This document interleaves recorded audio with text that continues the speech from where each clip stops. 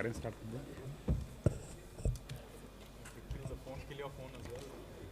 Silent mode पे रख लीजिएगा।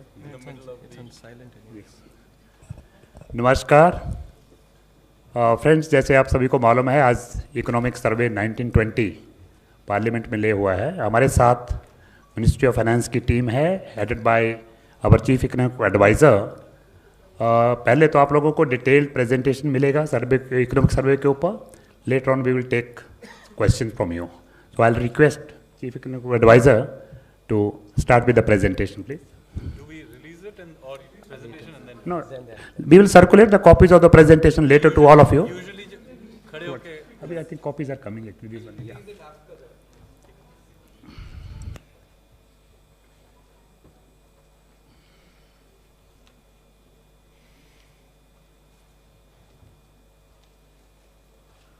afternoon, everyone. Check. Very good afternoon, everyone, and thanks for coming here.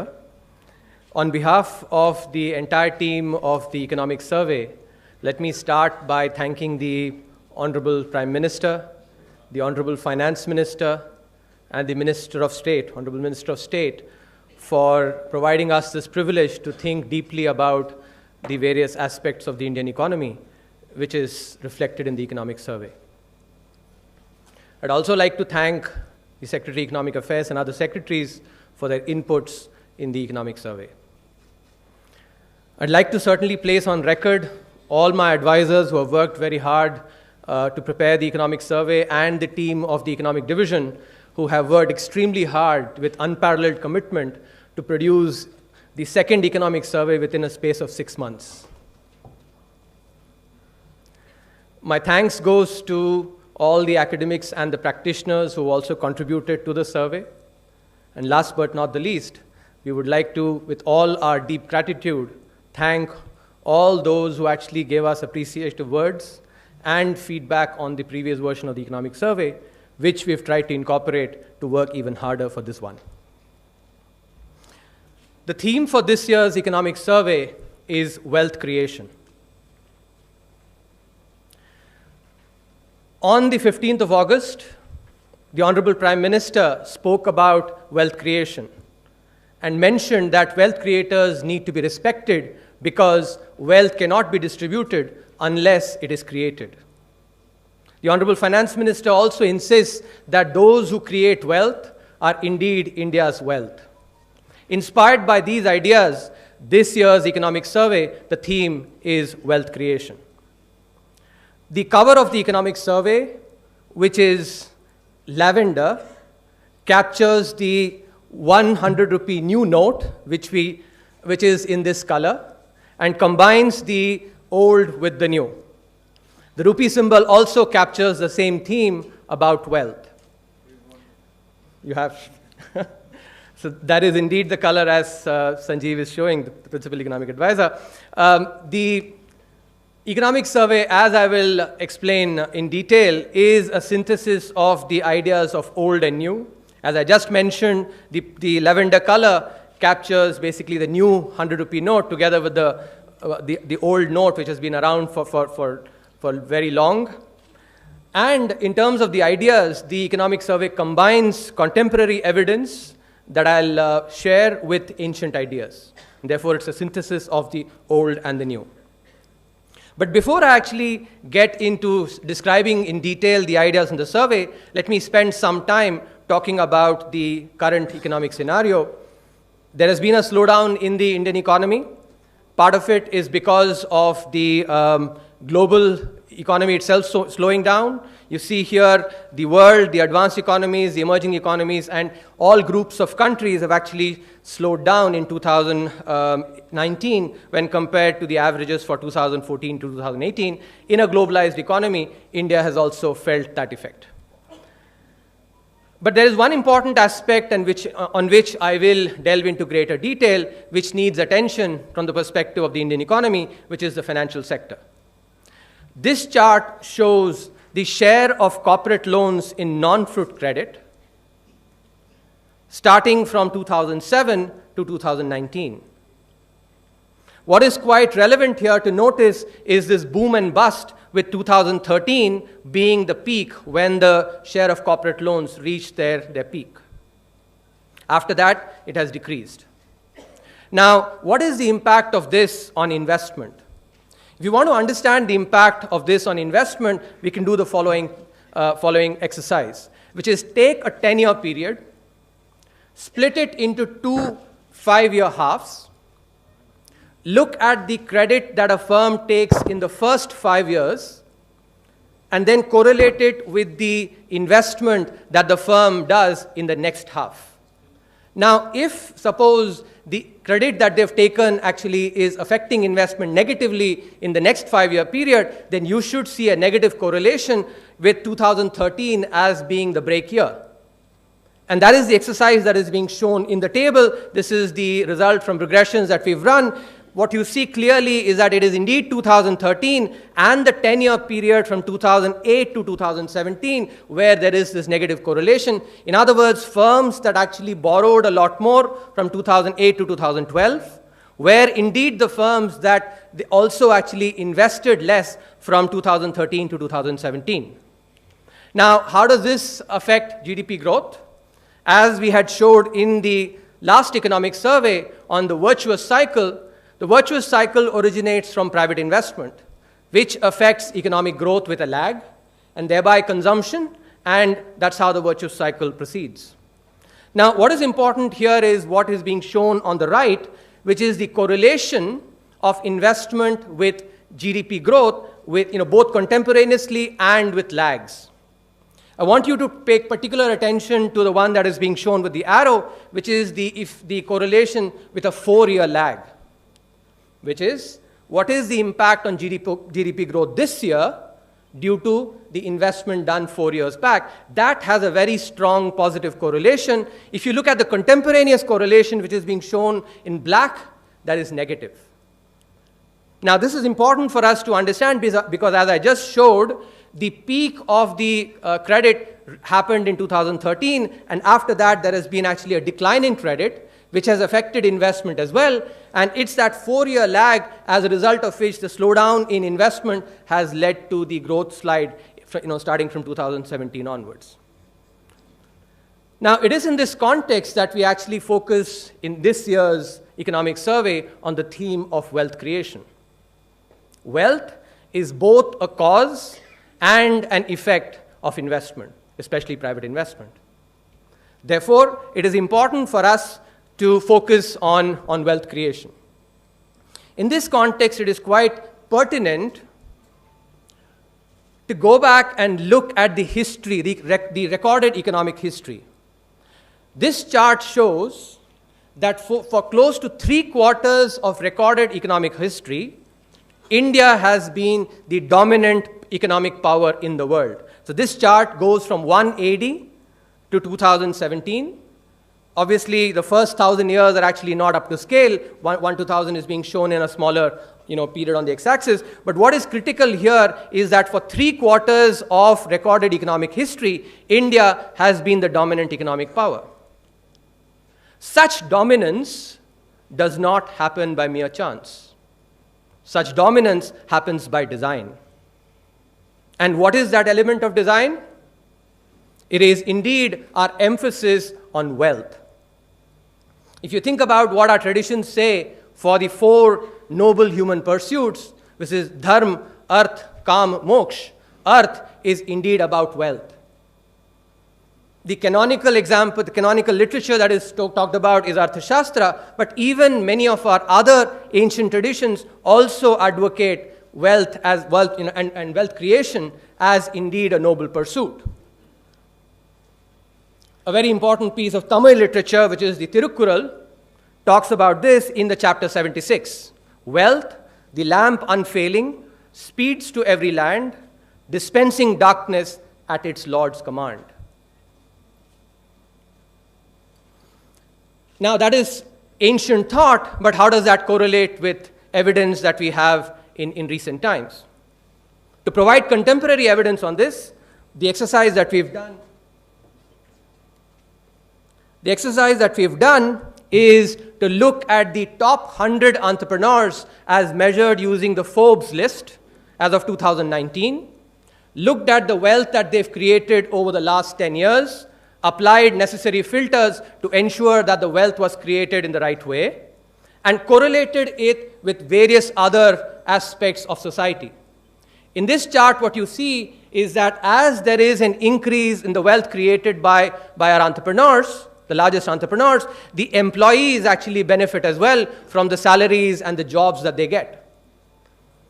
A second dimension is those firms that supply to the firms of these entrepreneurs.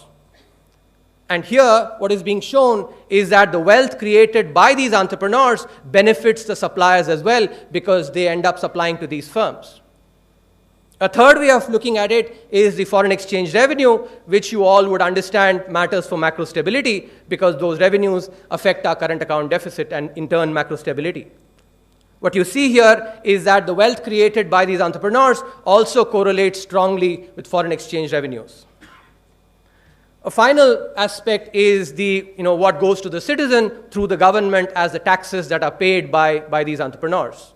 What is being shown here is the direct taxes paid by these entrepreneurs, which clearly is an underestimate because there are various other indirect taxes that are also paid. But what is important here is a strong correlation between the wealth created by these entrepreneurs and the direct taxes that are paid. Because, and this goes back to what the Honorable Prime Minister said in his Independence Day speech, unless wealth is created, it cannot be distributed. And for distribution, it's basically taxes that are the primary instrument. Now, as I had mentioned, that India dominated economic activity for 3/4 of known economic history, and that doesn't happen by accident, it requires design.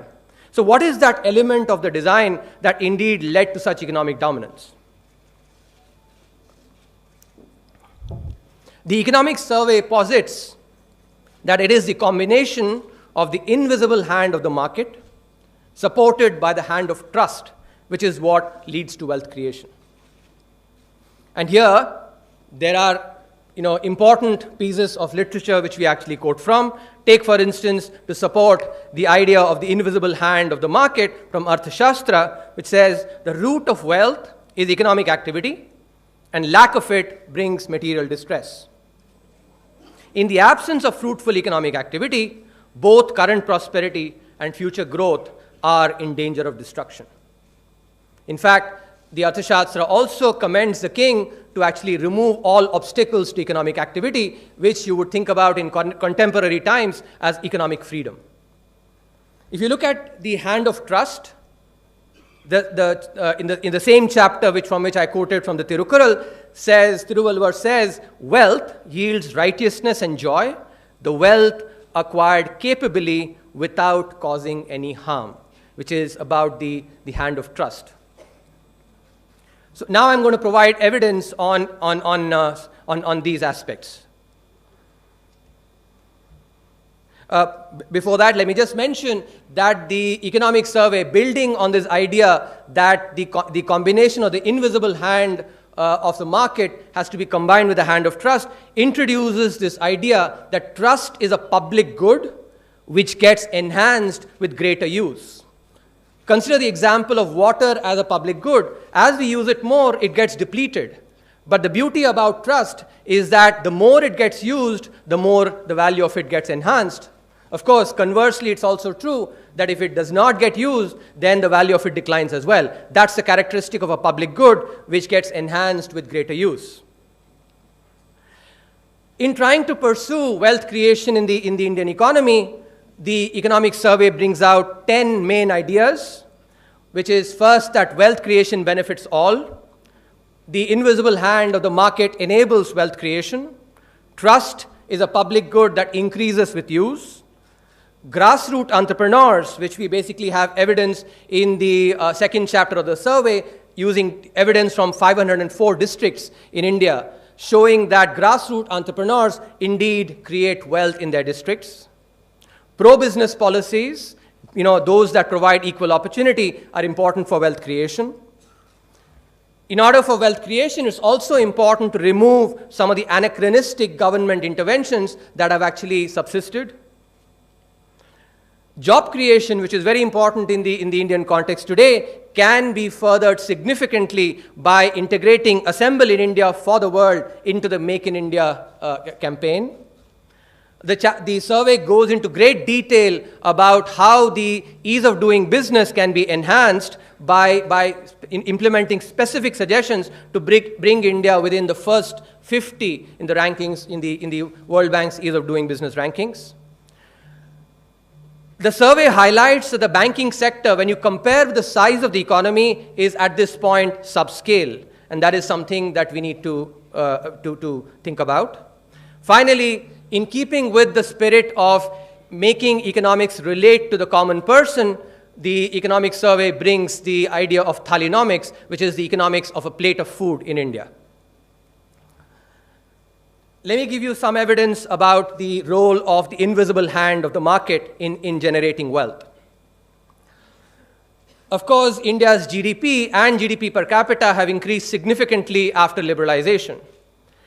In this chart, what is being shown is the wealth that is created from the perspective of the stock market.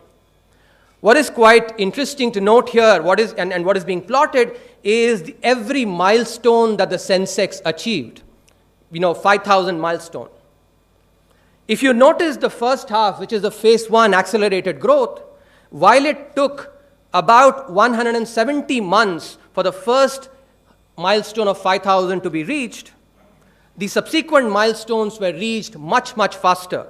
And that's the first phase of accelerated growth. By the way, this is not just because of a scale effect. It is the increase in the growth rates that actually accounts for this acceleration. A second phase from 2007 to 2014, when it took about 80 months for the next milestone to be achieved. And then a third phase of revival again, where the milestones are being reached faster. Also notice that the last milestone from 35,000 to 40,000 has taken a little longer, which is actually also reflective of the slowdown in growth that we talked about. A few other examples, if you look at it from various sectors, this shows the banking sector. When the entry of private sector banks was allowed in the early 90s, look at the growth rate in the penetration of credit before and the penetration after. It's significantly higher. Similarly, another example, take the mutual fund sector, which when it was opened up in early 2000s by breaking up UTI, look at the growth rates before and after. Again, significant difference. Another way of looking at the same thing, the impact of economic freedom and openness on generating wealth, is to distinguish various sectors. Here, an apples-to-apples comparison is being made within the transport sector. Take an open sector like roads and contrast it with a closed sector like railways. And here what is being shown is the freight traffic. The freight traffic for the open sector increased at exponential rates, much higher than the closed sector, and this effect is even more pronounced when you look at it from the perspective of passenger traffic, where you again find the open sector increasing at much higher rate than the closed sector. So in sum, these and other evidences that are there in the first chapter clearly articulate that the invisible hand of the market really and openness enables actually growth not only at the aggregate level but also at the sectoral level. The other important pillar, as I just mentioned, is the hand of trust. If you look at the Transparency International's Corruption Perception Index, 2011 is when India actually was at its low. If you correlate that with a different way of looking at the same thing, which is there is a break here provided in 2011 when the report on the 2G spectrum allocation was brought out. If you look at it, what is clear here is that connected companies, which are basically which is the line that is shown in red, vis-a-vis those that actually, the purple line for the BSE Sensex, before 2011, the connected companies actually earned much higher returns. But then there is a scissor-like movement after 2011 with the same connected companies earning lower returns since then. This is an important aspect because it relates to trust in the system and the difference between the pro-business policies that enable opportunity versus pro-crony policies that can favor incumbents, which is the chapter 3 of the economic survey. Another way of showing the same thing is the quality of financial statements. The Reserve Bank of India pointed out some of the large defaulters. What this chart shows is the financial statement quality of these large defaulters, 11 of them, by comparing it with the median financial statement quality in 3 years, 2012, 2013, and 2014, the median level, which captures basically what is the level of financial statement quality for the average firm, vis-a-vis that for these 11 large defaulters. And what is very clear is that even in 2012 to 2014, these indicators of financial statement quality were giving some signs. And it is important in the context of trust to actually keep in mind that when there are large firms whose financial statements are not as dependable, then it creates a trust deficit for other firms as well, because the average investor then starts thinking about the financial statement quality of every firm. A different way of looking at the same thing is by looking at the wealth erosion by willful defaulters, which is being compared with some of the large subsidy heads in the budget. One way of saying this is that if this money were not lost, we could have been spending almost double on our social sector, which benefits the common person. For instance, if you look at the health, education, and social protection, the spending that is done, it's almost the same as that for willful defaulters. Or if this money possibly had been spent on improving the capital, if this hadn't been lost, it could have possibly been spent on capital expenditures in the railways, which again benefits the common person by enabling that person better travel. I was actually talking about telltale signs, for willful defaulters. Here, what is being done is a comparison between willful defaulters versus non-defaulters in the top panel, and willful defaulters versus distressed defaulters in the bottom panel. And here, if you look at in terms of the disclosure of related party transactions, the promoter holding that is pledged, or the loans that are given to related parties, clearly willful defaulters differ significantly from either non-defaulters or distressed defaulters. And these are signs that actually, again, important, which I'll come back to later. One other way of looking at this is the way, take one particular bank that has actually declared a particular borrower as a defaulter, and does another bank reflect the same? This, if you see, from 2014 onwards till 2019, this has secularly increased, which is consistent with the cleanup of the banking system that has happened over the last 5 years. Now let me spend some time on the important instruments for wealth creation that we must rely on. This chart here shows the widespread new firm creation that is happening at the level of districts in India. Think about the movie Band Baja Barat, where this protagonist, Shruti Kakkad, actually says that, "Main India ki best wedding planner banungi." It looks like from this map, clearly, that there are many, many Shrutis like that all over the districts in India. In fact, those people in the south would also be able to relate with the movie Aha Kalyanam, where again Shruti is the same protagonist. What is important is also to take into account that these entrepreneurs at the grassroots level are also helping the local economy, because an improvement in new firm creation also leads to GDP growth. An increase of 10% in the new firm creation translates into an increase of 1.8% in the GDP growth in the district. If you go by the World Bank data for new firm creation, it has picked up pace since 2014. The annual growth rate up till 2014 from 2000, if you compare with 2006, was 3.8%, while that after 2014 is 12.2%.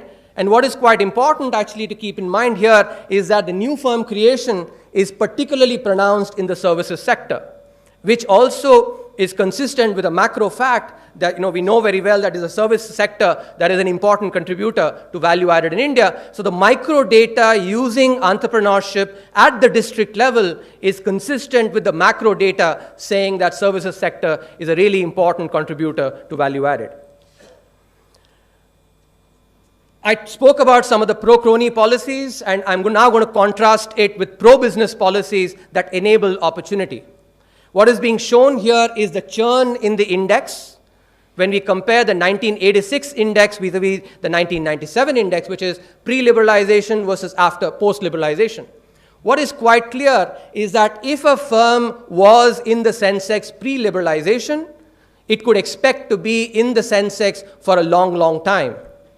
In contrast, after liberalization, there is significant churn. By the time 9 years happen, about a third of the firms that actually were there in the Sensex originally are present, which shows the churn that is happening in terms of firms, in terms of sectors, the technologies that they bring. This is a very important point for wealth creation, because when you have new technologies, new firms coming in, not only do they benefit by bringing in these technologies, but more importantly, they keep the incumbents on their toes by providing them healthy competition. Now, this is also apparent if you look at the way the Sensex has evolved in terms of the various sectors that are dominating the Sensex. Notice that if you looked at in 1986, it's the materials sector and the consumer discretionary sector which was a large contributor to the Sensex in terms of the value added. But if you look at it today, their presence actually decreased significantly. A sector like the information technology or the financial services sector, which was not even existent in 1986, now has significant presence in the Sensex, which is basically consistent with the churn that is happening post-liberalization. So this is a very important aspect of wealth creation, which is pro-business policies that provide opportunities to the incumbents, to the entrants to be able to compete on a level playing field with the incumbents. Another important aspect of wealth creation is basically looking at laws that possibly have lost their relevance at this point in time, and look at the unintended consequences that can be created when government intervenes where there is no need for such a thing to happen. One example that I'm going to pick is the Essential Commodities Act, which was enacted in 1955. The Indian economy in 1955 was a very different economy to what it is today. The 1955 India was one that had suffered the ravages of famines, food shortages, and had just emerged after the Second World War and independence. And therefore, the kind of market failures that the economy faced at that point in time were very different from what it is today. Today, India is an economy where food is produced in more than demand. So food shortages are a thing of the past. So it's very important, therefore, to make a distinction between storage and hoarding. If traders are unable to store, then they will not be able to basically smooth prices. So this distinction needs to be made. We should not be looking at every storer as necessarily a hoarder. And that is what is important if we have to think about bringing in more investment into the food processing industry, into the storage sector, then this view has to change. And here's the evidence is quite important. If you look at the prices of potato and onion, onion, as you know, suffered a shock, a production shock, but the imposition of stock limits does not really have much of an effect on the volatility in prices. So potato is shown as a control here compared with onion. The imposition of stock limits does not have much of an impact. Now, this is not something that is, of a recent phenomenon. If you go to other instances, if you look at the stock limits that were imposed on gram, in 2006, 2007, or if you look at sugar versus salt, the same pattern is obtained there as well. So the point that is being made here is that some of these anachronistic laws that were actually created at different point in time when the Indian economy was different need to be rethought, and possibly thereby, the cost that they create for the economy can be minimized. As you all would acknowledge, job creation is a very important aspect of the Indian economy, and here's where exports can play a critical role. what this slide does is compares India's performance in exports vis-a-vis China and splits that into the effect of specialization, which is picking a few sectors and really digging deep into it, versus diversification. What you notice here is that the entire difference in export performance between India versus China is accounted for by specialization. China has specialized in the labor-intensive sectors and has thereby created lots of jobs, while India has not been able to do so. India's performance on diversification across product categories is quite similar to China. In other words, when we look at our presence in various product categories, we are doing very similar to China, but the main difference comes from the difference in specialization. And so what is important really is today for us to focus on specializing and picking especially the labor-intensive sectors, which are actually our comparative advantage given the labor force that we have. And for this, the sixth chapter in the economic survey, fifth chapter, makes a very, very clear case for focusing on these labor-intensive sectors. To give you an example, take the iPhone, which is assembled in China. If you take every iPhone, China, the value added that it creates on every iPhone is about $8.50, which dwarfs compared to the value added that a Japan or a United States actually creates in an iPhone.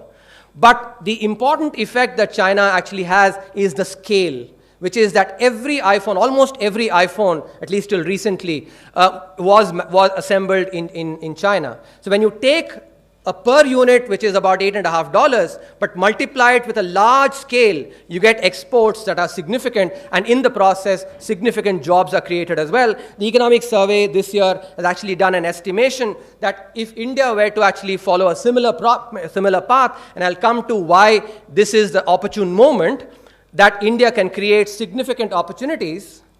Export of network products is expected to be about $7 trillion worldwide by 2025.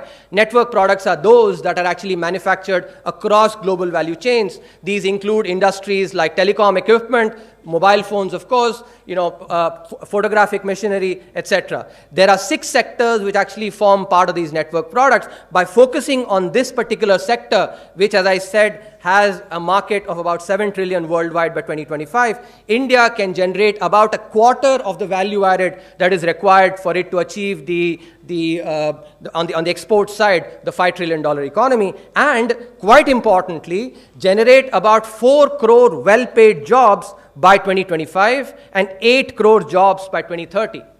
This is about basically enabling imports of components in India, assembling them and exporting it without being, judgmental about the process, just focusing on generating jobs through exports of this nature. Why is this opportunity now? Because if you look at the countries that actually, examples of Japan, Korea, China, they are now at a phase where their presence in these network products is declining. And therefore, the opportunity for India is significant, together with the current trade environment, with the trade war that is going on. This is possibly the best opportunity for India to actually, really latch on to this particular benefit for job creation. As I had mentioned earlier, one of the very important aspects of wealth creation is economic freedom, and here the ease of doing business is really critical. While India has certainly made strides in improving its performance in the ease of doing business, especially we've gone up from being ranked 142 in 2014 to 63rd in 2019, it still is the case that India lags behind on a few areas, which is ease of starting business, registering property, paying taxes, and enforcing contracts. To give you some illustrative examples, if you want to open a restaurant in Delhi, you need about 45 documents to obtain the necessary license from Delhi Police. If you want to buy a gun, you need 19 documents. If you want to set up a new firm in India, it takes about 18 days, on average 18 days, with about 10 procedures that can be often cumbersome. Just contrast it to the best in business, which is New Zealand. In New Zealand, it takes half a day. You fill one form, and boom, your business is started. So this chapter makes very, very specific suggestions that need to be focused on so that India can really improve its rank and get into the top 50 in the EODB rankings. A very important dimension of any economy is the banking sector. And the Indian banking sector, despite the enormous size of our economy, we are currently the 5th largest economy, is subscale. What this chart shows is the number of banks that are there in the global 100, global top 100, country-wise. China leads the table. India comes quite far behind with 1 bank in the top 100. Even countries like Singapore and Sweden, which are a fraction of our size, they have triple the number of large banks. Now, if our banking sector were proportional to the size of the economy, India should have had 6 banks in the global top 100. And by the time we become a $5 trillion economy, we should have 8 banks in the top 100. Now, there are other ways of looking at the same thing, which is if you plot the GDP per capita, this here actually shows the size of the economy and the number of banks. What you notice here clearly is that India is a negative outlier. That's the line of fit is where basically, India should be. If India had a proportionate banking sector, India seems a negative outlier, with China being a positive outlier. Notice the United States is on the line. Another way of looking at the same thing is, compare how developed the economy is and the penetration of credit in the economy. What is being plotted here on the x-axis is the GDP per capita and the private credit to GDP on the y-axis. Here again, India is a negative outlier. If India's banking sector were proportional to the level of advancedness of the economy, our credit penetration should have been about 90%, which is about 80% more than what it is today. One other way of looking at it, because the concern could come up that this is all because of our population. We have a very large population, and therefore the penetration of the banking sector is low. Even if you control for the effect of population, clearly countries that actually are more populated have lower credit penetration. But even taking that into account, India still has significantly lower credit penetration. So the point being made here is that compared to the size of the economy, at this point, the economy is the banking sector needs to scale up and become proportional to the size of the economy. And in this, there have been several reports that have looked at the banking sector. Starting from the Narasimhan Committee 1 and 2, the Rajan Committee, the PJ Naik Committee, which have made recommendations which can be considered. The economic survey gives one key idea. And this goes back, when I did my BTech in electrical engineering, my BTech thesis was on using neural networks for electrical engineering, which is an application of artificial intelligence and machine learning. Today, that has actually become really, really critical in the banking sector. So the idea that the economic survey is advocating is a public sector banking network which will enable analytics, artificial intelligence, and machine learning for better decisions. If you remember, when I talked about trust, I focused on several leading indicators, be it financial statement quality, be it the differences between willful defaulters and others, and these were actually indicators that were flashing 2-3 years back. And this is something that data can really pick up, just plain simple data. Of course, artificial intelligence and machine learning can do a far better job in trying to actually identify patterns that can really avoid this phenomenon. So the idea that is being advocated here is to build a network, use the data within the frameworks, legal frameworks of data, use the data across the various public sector banks to really enable better decision making, especially on corporate lending. And that is where really the data can be quite critical. The NBFC sector, as you all know, has actually gone through some recent difficulties. So the economic survey builds a health index to track financial fragility in the NBFC sector.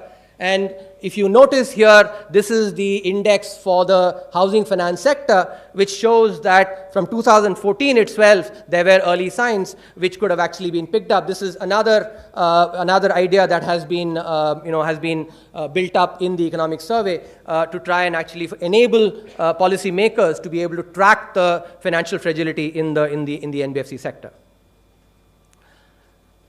last but not the least, in the previous survey, we had made a humble effort to try and relate economics with the common person using behavioral economics.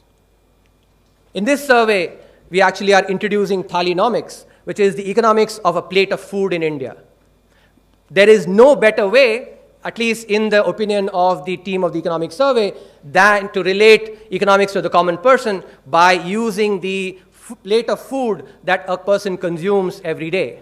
So what the survey has done is looked across 28 states, the different meals that people consume, built taken each component, which is cereals, pulses, vegetables, even the garnishing that happens from turmeric to garlic to others, and really calculated what is the price of a thali that a person would pay across 28 states.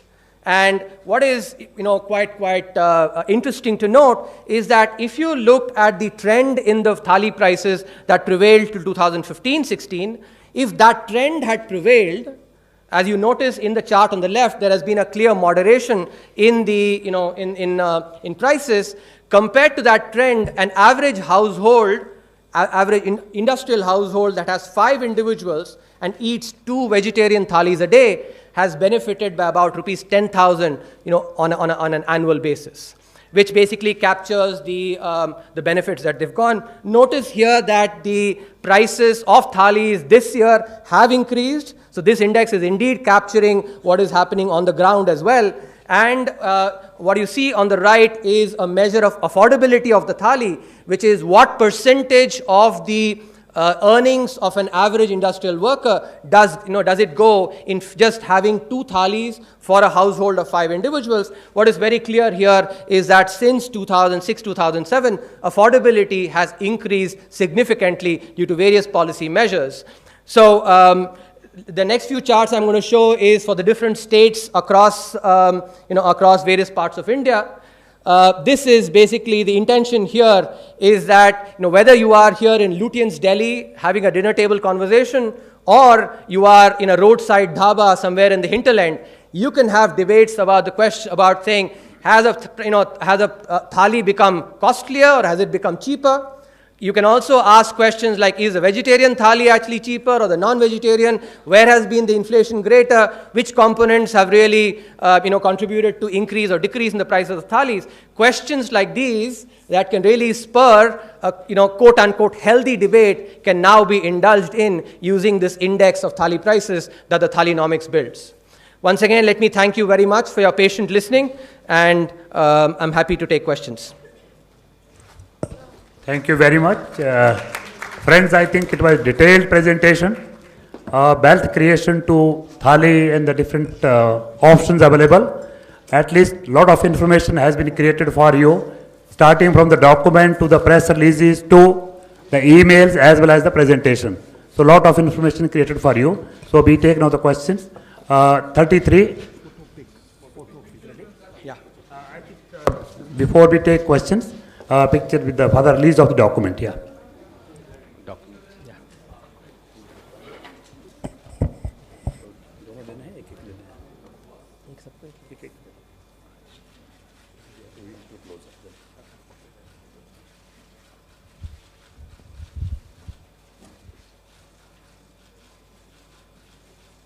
Thank you.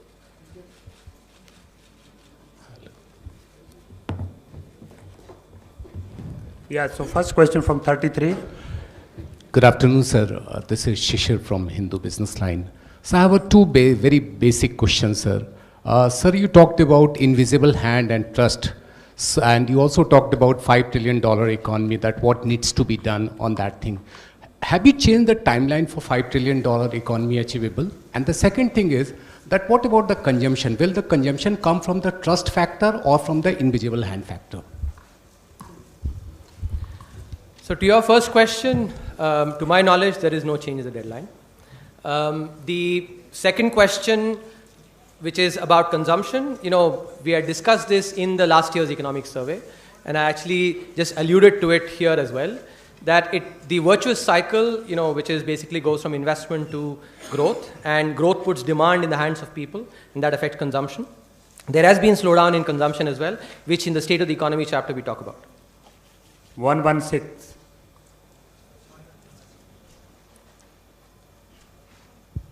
Sir मेरा सवाल banking sector पर है। अभी जो financial stability report आई थी RBI की, तो उन्होंने बोला था कि ग्रॉस एनपीए में और भी ज़्यादा वृद्धि होगी सितंबर 2020 तक 9.9% फ्रॉम 9.3%।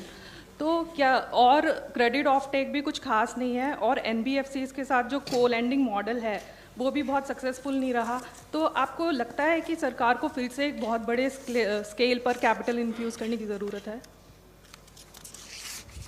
देखिए, हमने इस साल के जो आर्थिक समीक्षा है उसमें बड़े प्रश्नों पे ध्यान दिया है, और हमने ये बताया, जैसे हमने प्रेजेंटेशन में भी दिखाया, कि हमारी जो अर्थव्यवस्था है जो आज की तारीख में 5वीं है विश्व में, उसके मुकाबले जो हमारी बैंकिंग सेक्टर है वो एक्चुअली आज के तारीख में थोड़ी छोटी है। और हमने इसीलिए इसमें आइडियाज़ दिए हैं जिससे ये बैंकिंग सेक्टर और समृद्ध बन सके और जो $5 ट्रिलियन इकोनॉमी है उसके लिए और अग्रसर हो सके हम। 12. So Timsi Jaipuria from CNBC TV 18. My question is regarding the 6.5% growth that you have pitched in the economic survey. What makes you positive on getting this as early as next fiscal itself? Because currently you've pegged GDP growth at 5% and now you're looking at 6.5%. 6 to 6.5. 6 to 6.5. What makes you hopeful, and what are the early signs that you're seeing to see this 1 to 1.5% growth? So I think, in an earlier presentation, I had talked about the steps that have been taken by the government, and there are some early signs.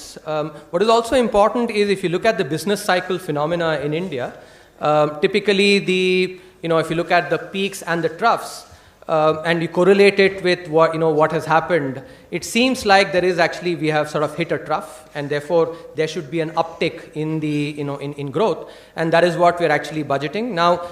Notice here that we actually have been, we haven't gone and said it's 7.5%. We've actually kept it to 6 to 6.5.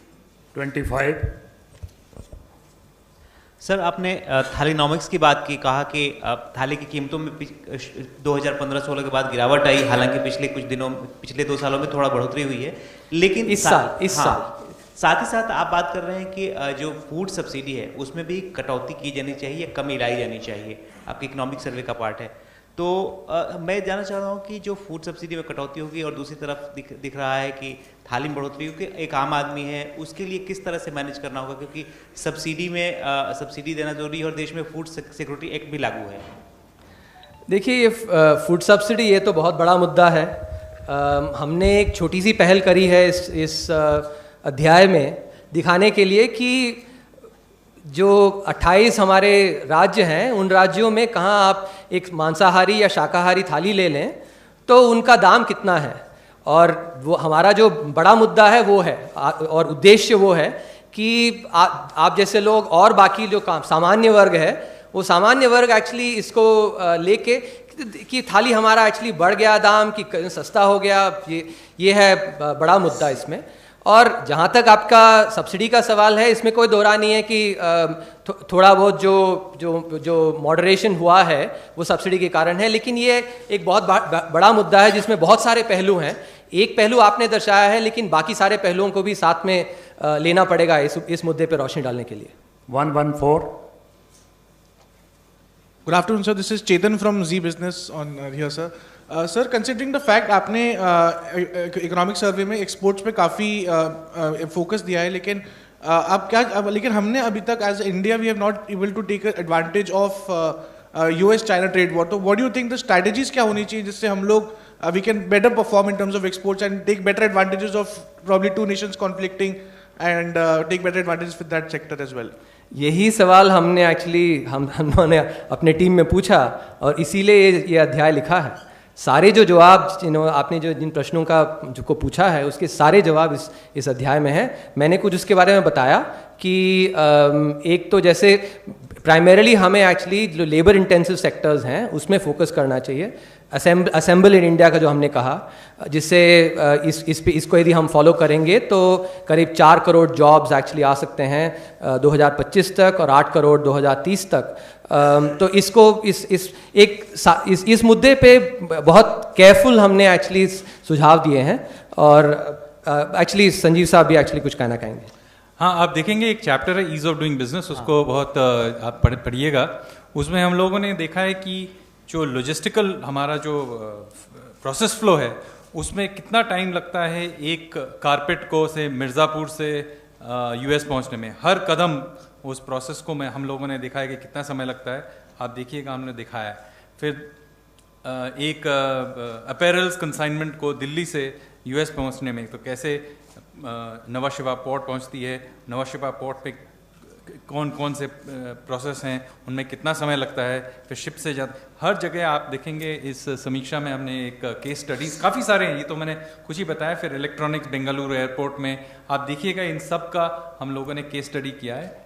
तो एक मतलब export competitiveness के बहुत पहलू हैं, तो इसका ये भी एक अंश है. नंबर और 9 इसमें एक्चुअली और ऐड करना चाहूँगा, ये बहुत अच्छा पॉइंट संजीव साहब ने कहा कि ये अध्याय में ये भी दिखाया गया है कि जो हमारा समय लगता है, आप यदि एक्सपोर्ट्स और इंपोर्ट्स लें तो एक्सपोर्ट्स में ज़्यादा समय लगता है. और तो उसके लिए एक्चुअली स्पेसिफिक सुझाव भी दिए हैं जिनका अमल करके जो आपने जो प्रश्न पूछा है और बाकी जो आइडियाज़ हैं उनको अमल करके इसका एक्चुअली हम लाभ उठा सकते हैं. 14 sorry, number 9 is not yet clear. Yeah, please ask the question. Ravi Shankar Kapoor, freelance journalist. Mr. Subramanian, when somebody wants to invest $1 billion in India, he's retorted by an economic minister. I mean, do you think such behavior is compatible with respecting wealth creators? So, I want to restrict my answers to the ideas that we've talked about in the economic survey. Thank you. Number 14. I'm Shubham Batra from Cogensis. Sir, can you talk a bit about the state of government finances currently, because that has a bearing on the growth targets that we've said. This is in terms of whether there's a likely relaxation or deviation and what could be the quantum of this. If you could talk a bit about that, sir. The second chapter in the volume 2 indeed actually delves into detail on on all these aspects, and we've actually acknowledged there that if you look at the overall fiscal deficit over the 9-month period, it's similar to what it was in last year. But given the revenue situation, there may be possibly some slippage in the fiscal deficit. And we've also said that at the current situation, actually there is a need for a growth impetus. If Arun wants to add anything.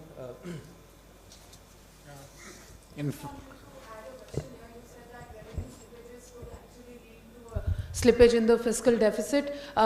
What kind of revenue slippages are you looking at? And secondly, your survey talks only about GST collections, the stabilization of late in the GST collections. What about direct taxes? Wait for tomorrow. What about direct taxes? You did not mention about direct taxes in your survey. You've mentioned only about GST. In fact, I would just like to draw your attention to para 2.21 till about 7-8 more paras. And if you see, all we have discussed both the receipt side as well as the expenditure side, and then keeping in account that the demand is sluggish, then we have said that probably yes, there could be a possibility, as she has said, for looking at the fiscal deficit target for the current year. 150. Yeah. 150. This is Mukesh Kaushik from Dainik Bhaskar, sir. In your chapter, Ease of Doing Business, you said that 45 documents are needed to open a restaurant and just 19 documents to avail a gun in Delhi. Is it a fallout that less restaurants are visible in Delhi now and guns are more visible? No, so, I'll have Sanjeev actually add to what I have to say on this. Look, anything like this, is affected by many factors. When you look at a restaurant business versus, let's say, another business, there are many factors that affect it. We've focused primarily on the procedures, relating to ease of doing business. But you have to be a little careful actually not attributing all the differences to just one factor. Number 8. The thing is on restaurants, just to show you, that's just for one procedure, by the way, that 45 documents. The number of licenses you need in Delhi for getting a restaurant started is 26. In Chennai, I think in Bangalore, the number is something like 36 or 35. In Mumbai, it's 22. And each one of these requires those kinds of documents. So, for example, this 45 documents we need is just for police license, the permission that you have to get to do a license. It's there, the exact name of that thing is there. And for that, you need 45 documents. For getting a police permission for getting arms was 19. That is the point being made. But by the way, there are many others. In fact, you even need special permission to get for signage, for music, for even doing bicycle delivery, by the way. So you read it. We have listed out the kinds of permissions you need. Number 8. So the economic survey discusses these issues. So that's. I'm Nikunj Johri from Bloomberg Quint. Sir, you spoke about the health of the banking sector. You've said investment of every rupee in public sector banks has led to a loss of about 23 paise. So, and we've seen now the government has announced merger of public sector banks. So, how do you think this can be tackled? And secondly, you said that we can make public sector banks more efficient by announcing employee stock options and giving them a position on the board. We've seen that also in the past. Some of the banks have announced ESOPs, but they've failed. So how do you think this can help in making public sector banks efficient? As I had mentioned in the presentation, there are many wise people who have actually looked at issues on this. There are reports. The new idea that the survey has brought in is the use of technology, and the incentives for employees that we've talked about is in that context, because given the disruption that is happening with fintech, what is really critical is for the employees in any bank, be it private sector or the public sector, for them to be at the cutting edge of technology.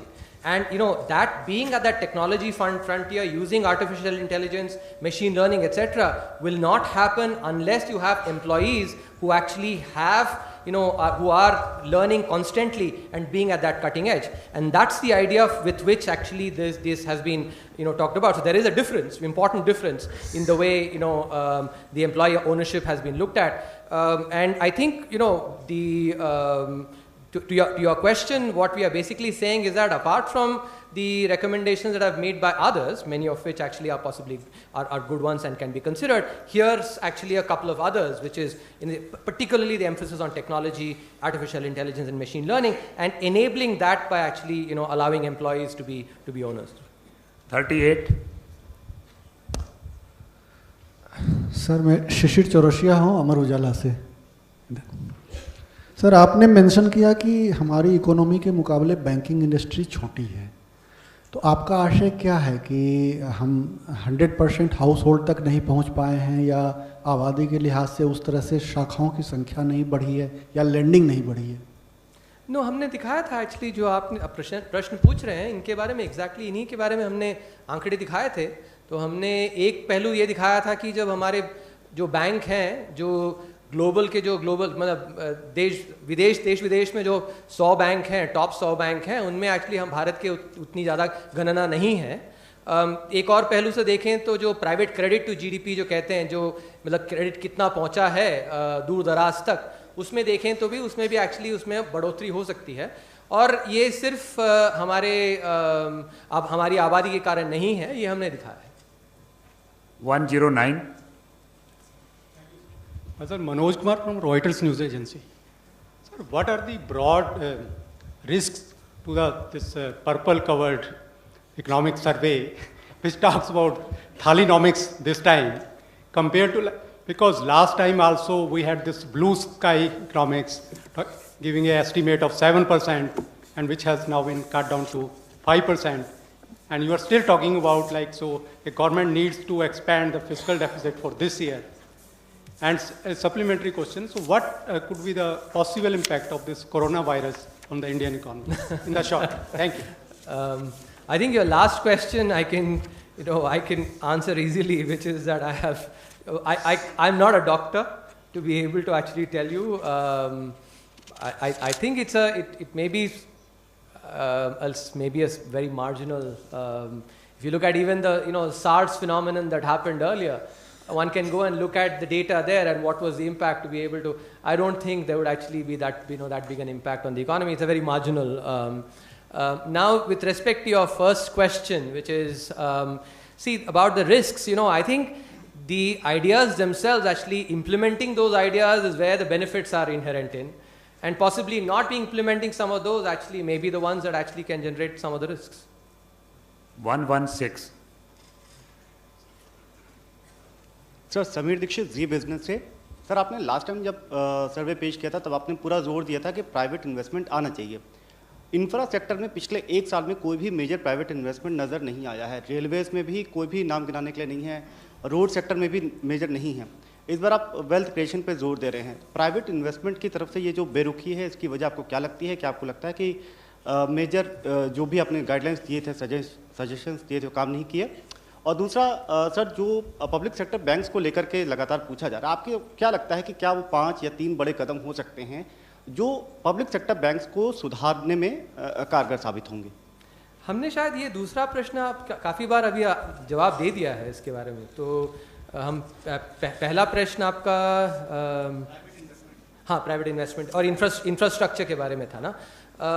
देखिए कुछ दिन पहले सरकार ने 100 lakh crore infrastructure investment की actually जो जितने सारे अप्रूवल्स हैं उसका एक कमेटी भी थी सेक्रेटरी इकोनॉमिक अफेयर्स के नेतृत्व में, जिसने उस पर देखा है। आपको एक चीज़ ये ध्यान रखना है कि इंफ्रास्ट्रक्चर जो इन्वेस्टमेंट है, जो निवेश होता है, वो बड़ा निवेश होता है और वो एक्चुअली उसमें निर्णय करने में प्राइवेट इन्वेस्टर्स को ये नहीं है कि आज के रात भर आपने सोचा और चलो कल सुबह हमने इन्वेस्ट कर लिया इंफ्रास्ट्रक्चर में। वो क्योंकि ये इतना बड़ा प्रोजेक्ट होता है और जिसमें एक्चुअली काफ़ी सारी एनालिसिस ज़रूरत होती है, तो ये एक मुद्दा है जिसे आप ध्यान रखें जब आप इस प्रश्न को पूछ रहे हैं।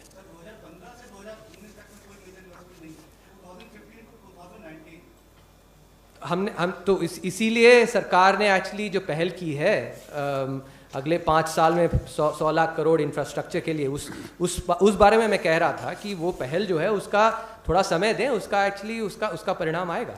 नंबर 57। हेलो, मैं सैयद आमिर हुसैन हूँ, न्यूज़ नेशन से। 2 मेजर क्वेश्चन है sir.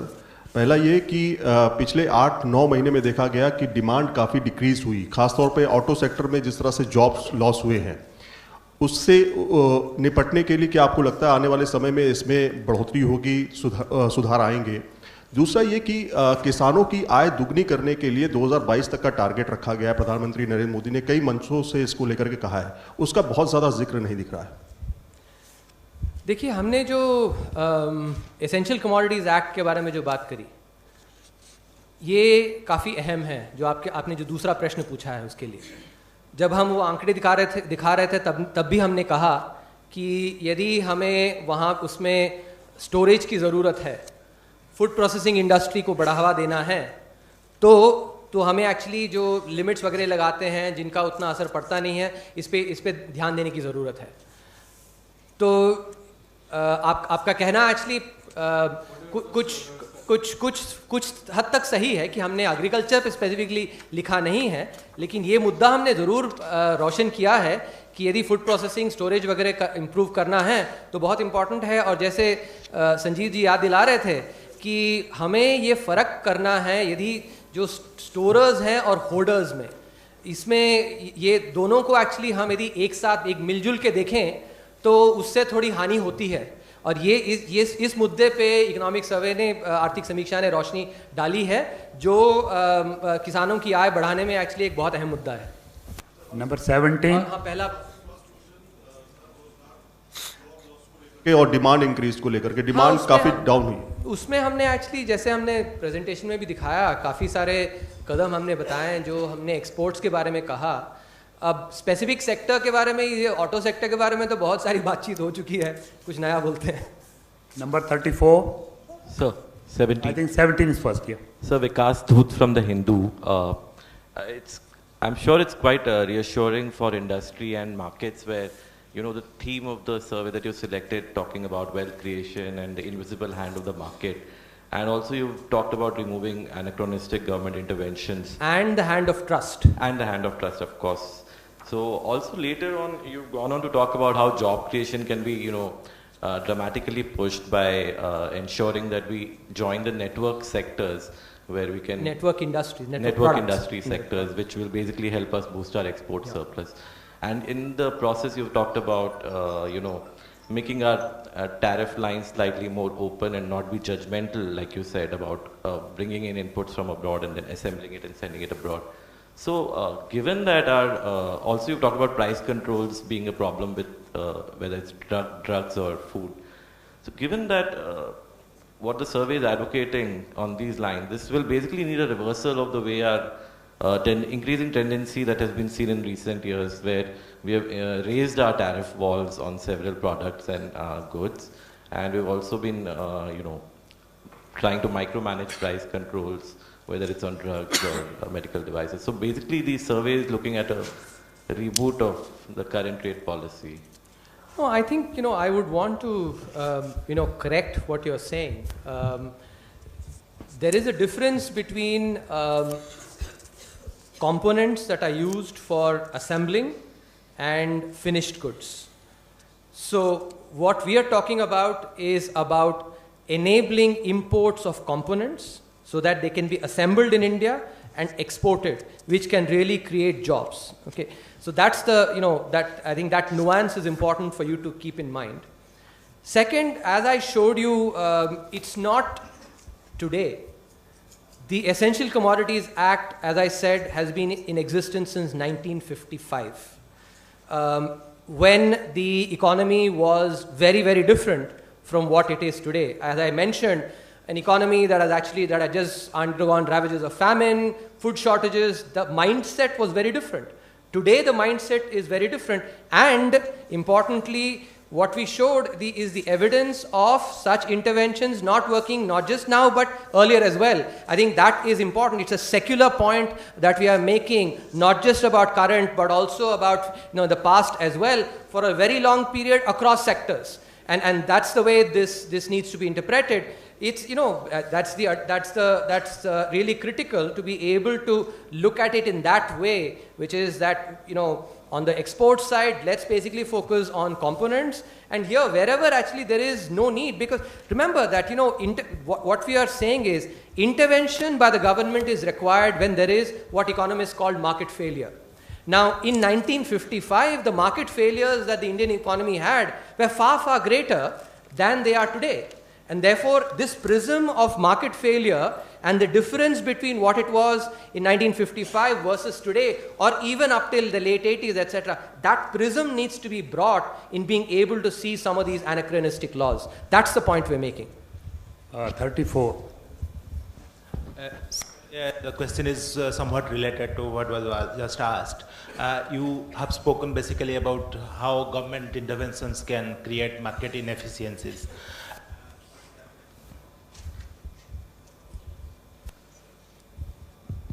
Okay. So basically today the President in his speech to both houses of parliament has said that buy local for a better tomorrow, basically pushing for the Swadeshi mantra. So do you think, how do you reconcile of what you have said that government interventions can create market inefficiencies and the push for Swadeshi? As I actually, you know, highlighted very clearly, we've provided both contemporary evidence and, you know, shown a lot of ancient thinking as well to make the case that we should be doing what is good for India. I've answered the question. 87 on the top.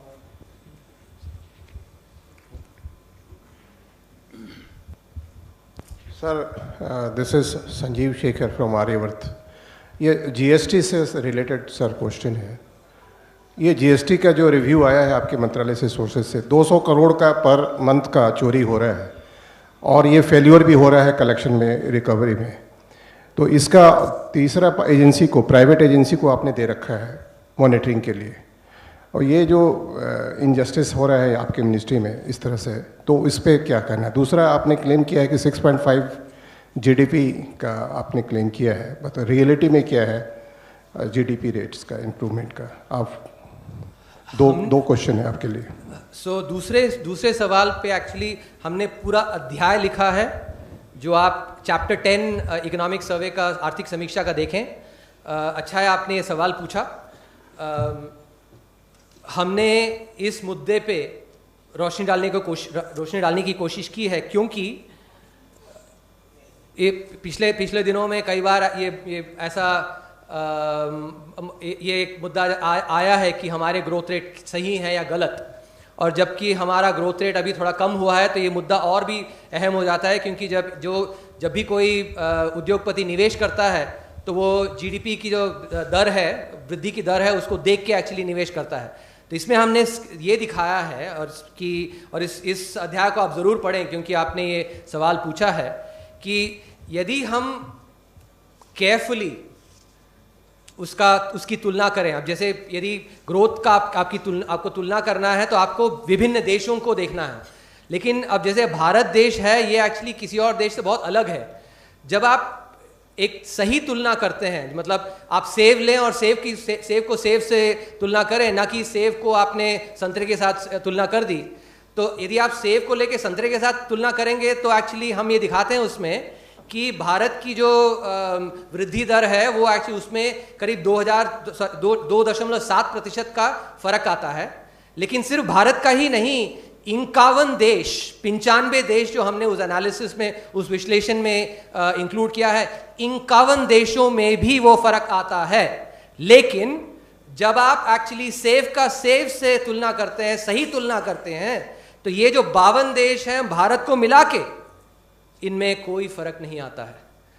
और इसके अलावा एक और मैं एक observation रखना चाहूँगा। जैसे मैंने कहा कि ये जो हमारी जो दूसरी अध्याय हमने लिखा है, जिसमें कि सर्विस सेक्टर के जो नए कंपनियां हैं उनकी वृद्धि काफ़ी हुई है। अब आप जब देखें तो ये एक्चुअली डेटा कहाँ से है, ये हमारे डिस्ट्रिक्ट लेवल 504 डिस्ट्रिक्ट से डेटा आया है। तो ये माइक्रो डेटा जब आप एक्चुअली मैक्रो फैक्ट के साथ लें, क्या है मैक्रो फैक्ट?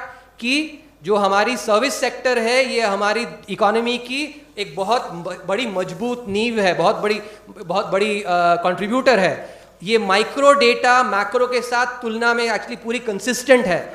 तो आप इस अध्याय को, और जो बड़ी पॉइंट कह रहे हैं, जो बड़ा मुद्दा हम बता रहे हैं कि जो हमने इस आर्थिक समीक्षा में बताया है, इसमें जो हमने बहुत केयरफुल एविडेंस दिया है, इसको भी ध्यान में रखा जाए जब भारत देश के आंकड़ों को लोग उसके बारे में कुछ कमेंट करते हैं। तो हमने जो बहुत ध्यान से एविडेंस दिया है उसको भी ध्यान में रखा जाए जब इसके बारे में कोई कमेंट करे।